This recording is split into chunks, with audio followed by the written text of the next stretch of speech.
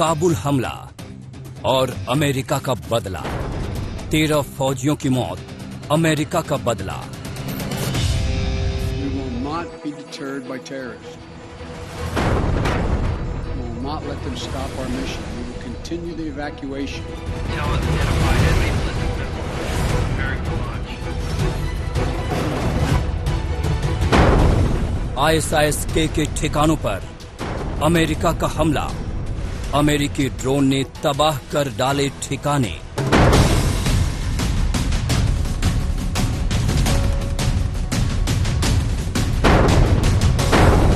अमेरिकी हमले में साजिशकर्ता का खात्मा। अमेरिकी राष्ट्रपति ने जो कहा वो कर दिया। I've also ordered my commanders to develop operational plans to strike ISIS-K assets, leadership, and facilities. Kabul में अमेरिका का इंतकाम अभी बाकी। ISIS-K के खात्मे की वॉशिंगटन से धमकी। We will respond with force and precision at our time, at the place we choose, in the moment of our choosing. Kabul में अमेरिका के सामने बाकी चुनौती। अपने लोगों को निकालने के कितने रास्ते। काबुल में बड़ा खतरा, हमले का फिर अलर्ट। ISIS-K और अमेरिका में हमला और साजिश।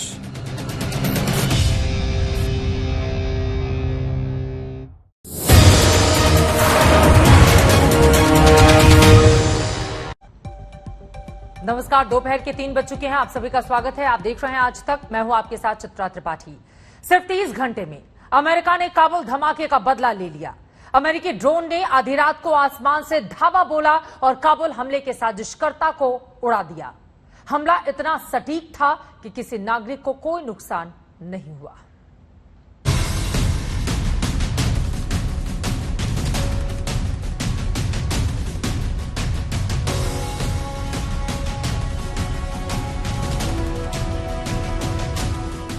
काबुल में धमाके का शोर अभी थमा भी नहीं था कि अमेरिका ने बदला ले लिया। काबुल एयरपोर्ट पर चीख पुकार के 30 घंटे के भीतर ही अमेरिका ने खून बहाने वालों को उसके अंजाम तक पहुंचा दिया।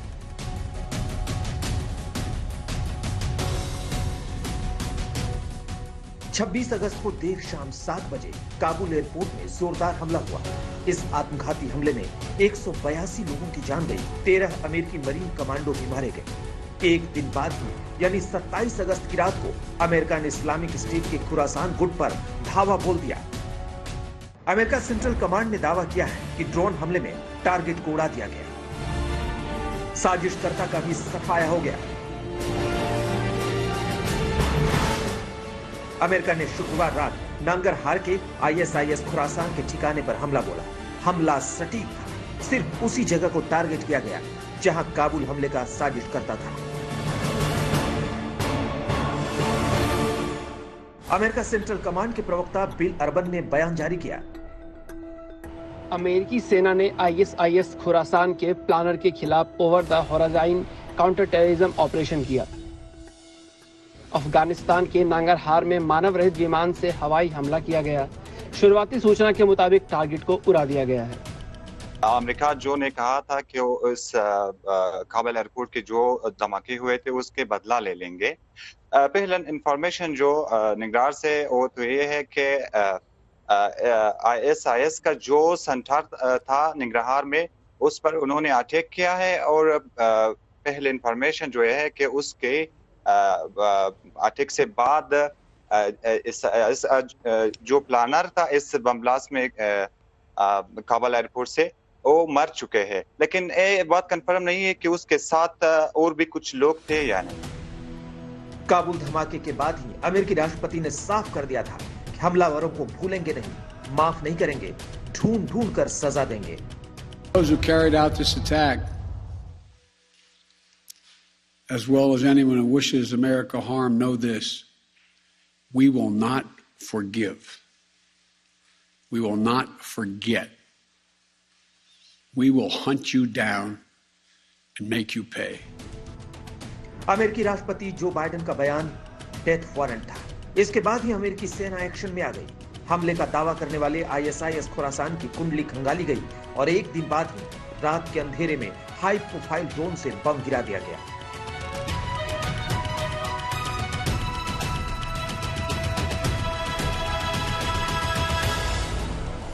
काबुल से नंगरहार की दूरी 200 किलोमीटर है, लेकिन 30 घंटे में ही अमेरिका ने आतंक की चोट करने वाले पर प्रहार कर दिया, वो भी आतंक की मांद में घुसकर। नंगरहार प्रांत 7000 से ज्यादा वर्ग किलोमीटर में फैला है। ये तालिबान और ISIS खुरासान का गढ़ है। काबुल से पहले तालिबान ने इसकी राजधानी जलालाबाद पर ही कब्जा किया था। We will not forgive. We will not forget.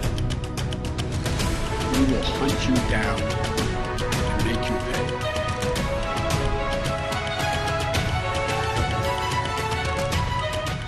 Gita Mohan और अशरफ वानी के साथ आज तक bureau.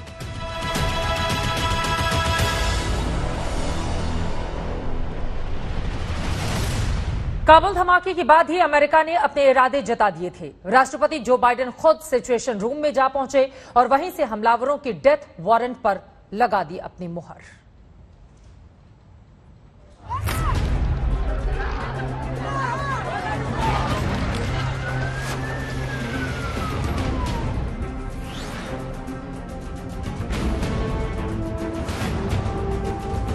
There's some reason to believe we know who they are. Not certain.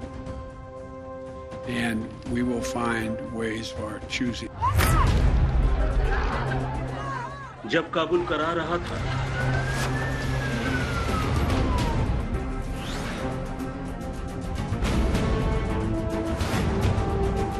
जब काबुल में चीख पुकार मची थी,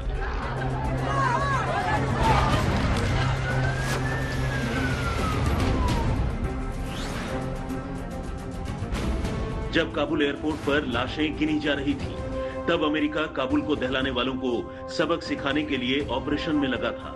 राष्ट्रपति जो बाइडेन खुद सिचुएशन रूम में थे, खुद प्लानिंग में शामिल थे, खुद पूरे इनपुट को देख रहे थे। उन्होंने शपथ ली कि काबुल में बेगुनाहों का खून बहाने वालों को भूलेंगे नहीं, माफी नहीं देंगे, तलाशेंगे और मारेंगे। And with regard to finding, tracking down the ISIS leaders who ordered this, we have some reason to believe we know who they are, not certain, and we will find ways of our choosing without large military operations to get them, wherever they are.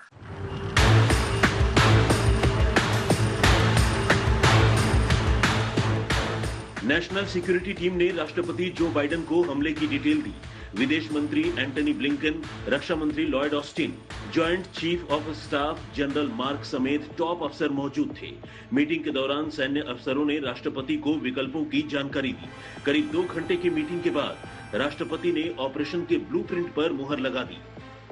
America का situation room वो जगह है जहां से किसी जंग या operation पर नजर रखी जाती है। इस रूम का इस्तेमाल तब होता है जब विदेशी जमीन पर कोई ऑपरेशन चल रहा है। यहां बैठे बैठे अमेरिकी राष्ट्रपति किसी ऑपरेशन की लाइव मॉनिटरिंग करते हैं। 1961 में तत्कालीन राष्ट्रपति जॉन एफ कैनेडी ने व्हाइट हाउस में सिचुएशन रूम तैयार करवाया था। Priority target, tasking all available assets. Situation room में 2 घंटे की बैठक में ही तय हो गया था कि काबुल से 200 किलोमीटर दूर नंगरहार में कैसे ऑपरेशन होगा, कब होगा। अमेरिका ने इसके लिए कोई भारी भरकम ऑपरेशन नहीं किया। नीचे उड़ान भरने वाले ड्रोन को बम गिराने के लिए भेजा गया और आधी रात ड्रोन ने ISIS खुरासान के ठिकाने पर बम गिरा दिया।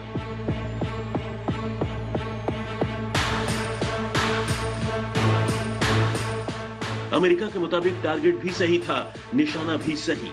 काबुल एयरपोर्ट पर आत्मघाती हमले की साजिश रचने वाला जिस ठिकाने पर था, उसे उसके ठिकाने पर सोते सोते उड़ा दिया गया।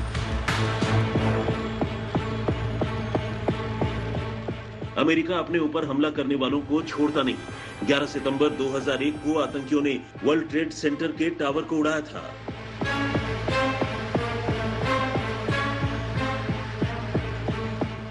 अमेरिका ने हमले के मास्टरमाइंड ओसामा बिन लादेन का सालों साल पीछा किया और फिर 20 साल बाद पाकिस्तान में घुसकर ओसामा बिन लादेन को मार डाला।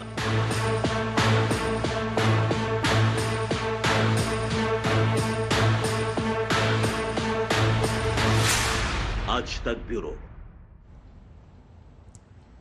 खुरासान पर प्रहार तो हुआ, लेकिन फन कौन कुचलेगा? लेकिन ये काम करेगा कौन? अमेरिका तो अफगानिस्तान छोड़ रहा है। तालिबान की सरकार है जिसका खुरासान से पुराना याराना है।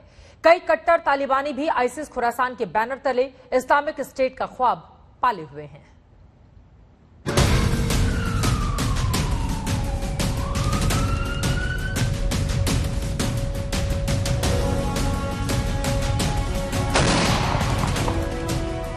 अमेरिका ने काबुल धमाके का बदला दूसरे दिन ही ले लिया, लेकिन अफगानिस्तान को आतंकिस्तान बनने से कैसे रोकेगा?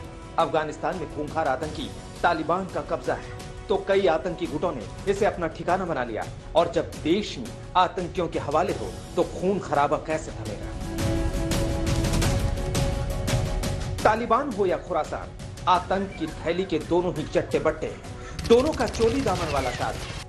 15 अगस्त को तालिबान का कब्जा होता है और उसी दिन पूले चरकी जेल का दरवाजा आतंकियों के लिए खोल दिया जाता है।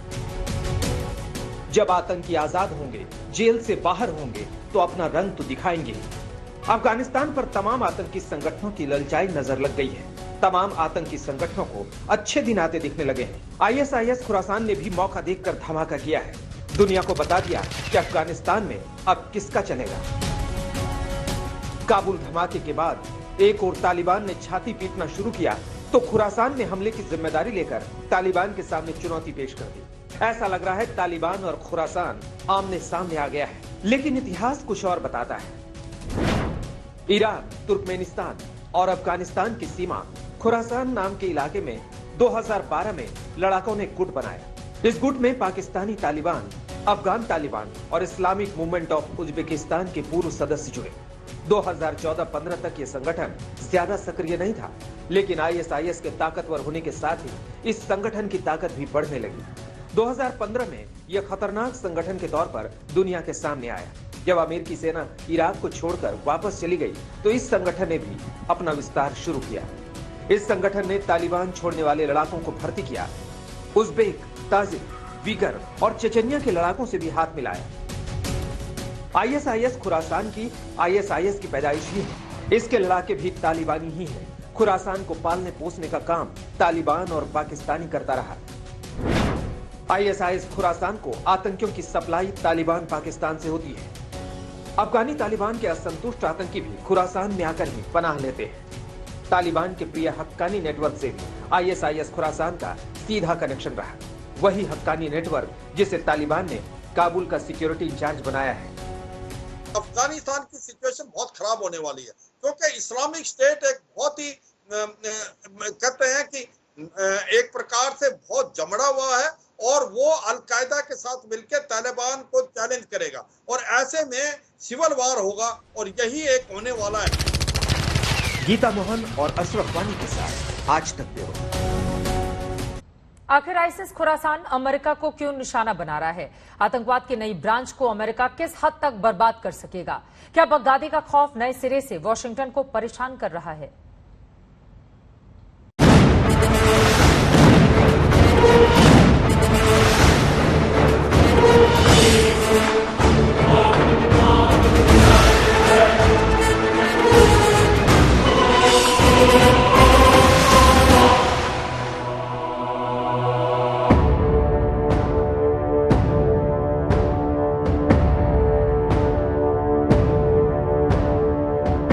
काबुल में हुए सीरियल ब्लास्ट ने दुनिया में नई दहशत, नए आतंक और नए खतरे को जन्म दे दिया है। अभी तक दुनिया अफगानिस्तान में तालिबानी राज आने के बाद दहशत के पन्ने पलट रही थी। अब आतंक का नया अध्याय शुरू हो गया है। जी हाँ, काबुल में हुए आत्मघाती हमले में जिस तरह से 100 से ज्यादा लोग मरे हैं, 13 अमेरिकी सैनिक हलाक हुए हैं, दुनिया में दहशत की नई आंधी सी आ गई है और उस आंधी का नाम है ISIS Khorasan.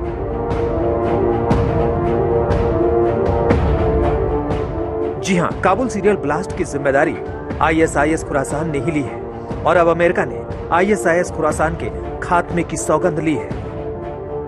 And with regard to finding, tracking down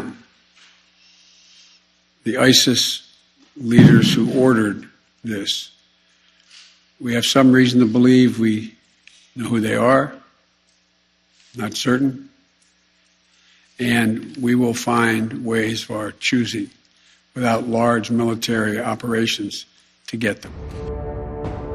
Kabul airport पर जिसका डर था वही हुआ।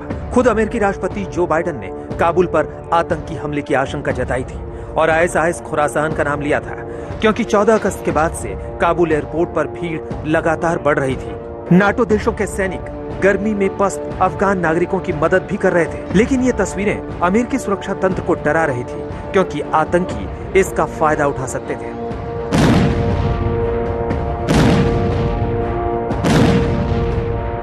लेकिन काबुल एयरपोर्ट पर जिस तरह से सीरियल ब्लास्ट हुए, उससे एक सवाल उठता है कि आतंक और आतंक के बीच ये कैसा आतंक है। जिस ISIS खुरासान ने दोनों धमाकों की जिम्मेदारी ली है, उसकी तालिबान से क्या दुश्मनी है। लेकिन सबसे पहले ISIS खुरासान का पूरा सच जान लीजिए। बात 3री या 4थी सदी की है। कुछ लोग अरब से निकलकर ईरान पहुंचे थे। ईरान के जिस खास हिस्से पर वो आबाद हुए, उसका नाम खुरासान पड़ा। फिर धीरे धीरे खुरासान का दायरा बढ़ता गया, लेकिन एक वक्त वो भी आया जब खुरासान सिर्फ ईरान के एक छोटे से हिस्से में ही सिमट कर रह गया।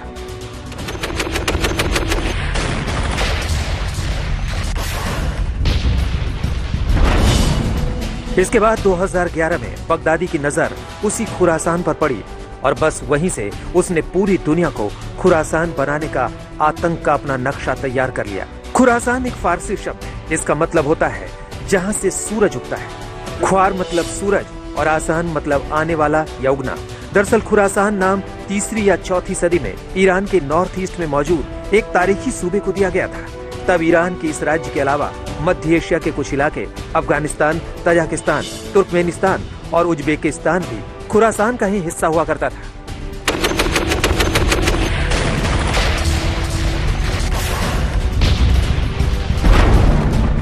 बस यही तारीखी खुरासान बगदादी को इतना भा गया कि उसने आतंक की जमीन पर अपनी सोच के हिसाब से खुरासान का एक नया नक्शा खींच डाला और इस नक्शे में खास तौर पर उसने हिंदुस्तान का नक्शा जोड़ा। शुरुआत में बगदादी ने खुरासान का जो नक्शा दुनिया के सामने पेश किया था, उसमें हिंदुस्तान के गुजरात, राजस्थान, पंजाब, हरियाणा, हिमाचल प्रदेश, जम्मू कश्मीर और उत्तराखंड का हिस्सा भी शामिल था। लेकिन फिर बाद में उसने पूरे हिंदुस्तान, श्रीलंका, नेपाल और चीन के आधे हिस्से को भी खुरासान में शामिल कर लिया। भारत के अलावा बगदादी इसी खुरासान के नक्शे में आधे ईरान, पूरे तुर्कमेनिस्तान, उज्बेकिस्तान, कजाकिस्तान और किर्गिस्तान को भी पहले ही शामिल कर चुका है। यानी बगदादी और उसके गुर्गों ने हिंदुस्तान और आसपास के मुल्कों में अपना राज कायम करने को लेकर जो ख्वाब देखा है, उसी ख्वाब का नाम है खुरासान। बगदादी ने अपने इस प्लान की शुरुआत सबसे पहले उसी पाकिस्तान सरजमीन से की थी जो दुनिया भर में आतंक की जमीन से बदनाम है। पाकिस्तान में अंसार उल तौहीद और तहरीक तालिबान जैसे कुछ आतंकी संगठनों ने पहले ही बगदादी को अपना खलीफा मानकर पूरे दक्षिण पूर्व एशिया में अपनी जड़ें जमाने की शुरुआत कर दी थी। इसके बाद बांग्लादेश में ढाका के कैफे में ISIS ने अपने इसी प्लान की एक कड़ी को एक बड़े आतंकी हमले के तौर पर अंजाम दिया। कमाल की बात यह है कि खुरासान का एक वक्त में तालिबान के साथ गहरा रिश्ता रहा है और ये रिश्ता बना एक और आतंकी संगठन हक्कानी नेटवर्क के जरिए। अफगानिस्तान के पूर्वी प्रांत नंगरहार में खुरासान का ठिकाना रहा है। पाकिस्तान और अफगानिस्तान के बीच नशीले पदार्थों की तस्करी और आतंकियों को ट्रेनिंग देने के लिए अमूमन इसी रूट का इस्तेमाल किया जाता है। एक दौर था जब अफगान में खुरासान के करीब 4000 आतंकी थे। फिर अफगान सुरक्षा बलों और अमेरिकी सेना और बाद में वर्चस्व को लेकर तालिबान के साथ हुई लड़ाई में खुरासान को काफी नुकसान पहुंचा। खुरासान और तालिबान में मतभेद की या यूं कहें कि दुश्मनी की सबसे बड़ी वजह अमेरिका ही है। अब तालिबान और खुरासान के मकसद अलग हैं, तो इसके पीछे की कहानी भी तालिबान और अमेरिका के बीच डील से शुरू होती है और काबुल में 2 सीरियल ब्लास्ट तक आती है, जिसमें अमेरिका के 13 सैनिक मारे जाते हैं। वो अमेरिका जो अपने एक एक सैनिक पर जान छिड़कता है, उनके लिए खून की नदियां बहाने के लिए तैयार रहता है। तो अब ISIS खुरासान और अमेरिका के बीच दुश्मनी का नया चैप्टर शुरू हो गया है। आज तक आज तक HD, सबसे तेज सबसे ज्यादा।